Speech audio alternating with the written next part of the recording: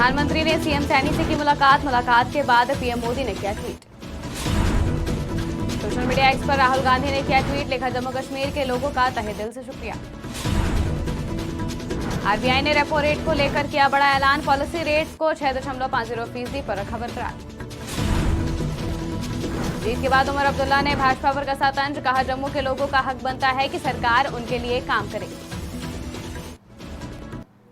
नमस्कार, स्वागत है आपका आज की खबर में। मैं हूं आपके साथ महिमा शर्मा। पढ़ते हैं देश की बड़ी खबरों की ओर। हरियाणा के मुख्यमंत्री नायब सिंह सैनी ने आज दिल्ली में पीएम मोदी से मुलाकात की। इस मुलाकात के बाद सीएम सैनी ने कहा कि इस प्रचंड जीत का श्रेय प्रधानमंत्री मोदी को जाता है। वहीं इस मुलाकात के बाद प्रधानमंत्री नरेंद्र मोदी ने ट्वीट किया, जहां उन्होंने लिखा कि मैंने हरियाणा के मुख्यमंत्री नायब सिंह सैनी से मुलाकात की और विधानसभा चुनाव में भाजपा की ऐतिहासिक जीत के लिए उन्हें बधाई और शुभकामनाएं दी। मुझे विश्वास है कि विकसित भारत के संकल्प में हरियाणा की भूमिका और भी महत्वपूर्ण होने जा रही है।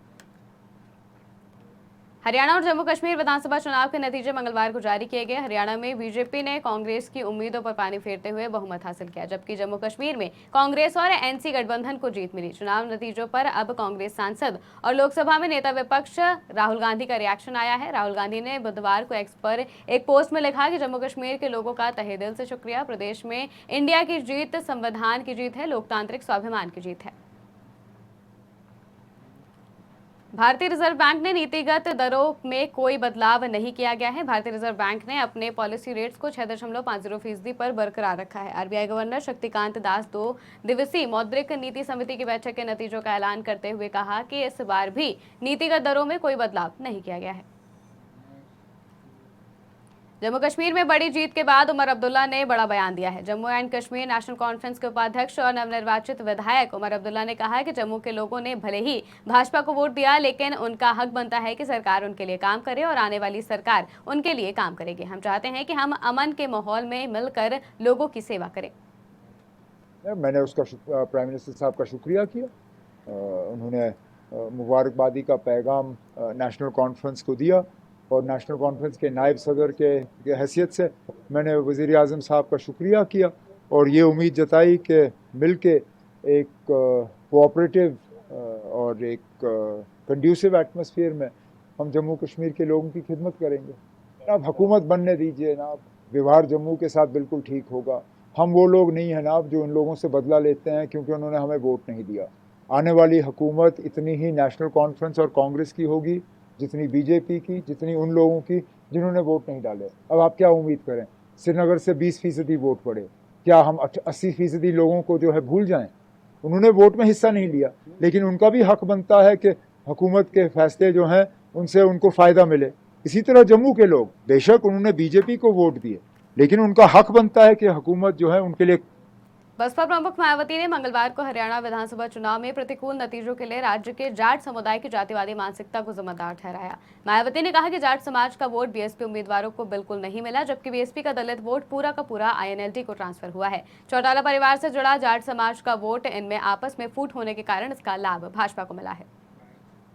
जम्मू कश्मीर व हरियाणा प्रदेश में विधानसभा चुनाव के आए नतीजों में हमारी पार्टी की जो स्थिति रही है, तो उसके बारे में मैं ये कहना चाहूँगी कि हरियाणा कृषि प्रधान प्रदेश है। यहाँ कृषि से जुड़े खासकर जाट समाज के लोग बीजेपी की केंद्र व राज्य सरकार की भी किसान विरोधी रही नीतियों व कार्यशैली आदि से कतई भी खुश नहीं रहे हैं और अभी भी खुश नहीं हैं, जिसकी खास वजह से ही बीजेपी को सत्ता में आने से रोकने के लिए इस बार जाट समाज का अधिकांश वोट कांग्रेस पार्टी को ही चला गया, जिससे फिर इनेलो व बीएसपी के बने गठबंधन को भी इस समाज का वोट एक आधी सीट को छोड़कर लगभग ना के बराबर ही मिला है। लेकिन इनकी जातिवादी मानसिकता की वजह से जाट समाज का वोट बीएसपी उम्मीदवारों को तो बिल्कुल भी नहीं मिला है, जबकि बीएसपी का दलित बेस वोट पूरा का पूरा इनेलो के उम्मीदवारों को ट्रांसफर। मुख्यमंत्री पुष्कर सिंह धामी ने बुधवार को नई दिल्ली में भारतीय ओलंपिक संघ के अध्यक्ष डॉक्टर पीटी उषा से मुलाकात की। मुख्यमंत्री धामी ने कहा कि यह हमारे लिए सौभाग्य की बात है कि उत्तराखंड को 38वें राष्ट्रीय खेलों की जिम्मेदारी मिली है। वहीं दूसरी ओर भारतीय ओलंपिक संघ के अध्यक्ष पीटी उषा ने कहा कि 28 जनवरी से 14 फरवरी 2025 तक उत्तराखंड में 38वें राष्ट्रीय खेलों के आयोजन की अंदाजन तारीख तय की गई है।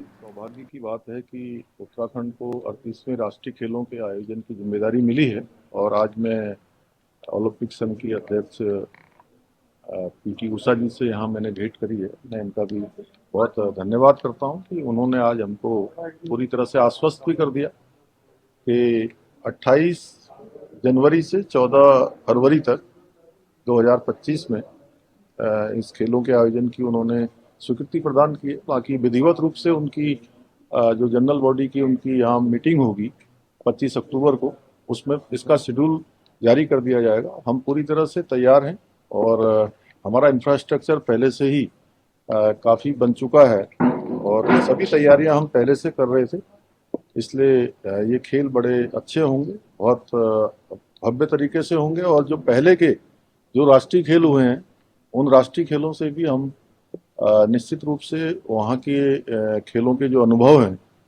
उन अनुभवों से भी और अच्छा करने के लिए हम काम करेंगे कि उन जो हमारे गोवा में हुए हैं या गुजरात में हुए हैं वो अनुभव भी हमारे काम आएंगे और हमारा प्रयास होगा कि अभी तक हुए खेलों में हम सबसे अच्छा करें। बहुत खुशी हो उत्तराखंड का सीएम हमारा आईओए में विजिट किया है, तो I am happy that even national game they are ready for hosting the national games also, even winter games also. इसलिए हम डेट जनवरी 28 से लेके फरवरी 14 तक tentatively we will be confirming after SGM next week 25th उसके बाद।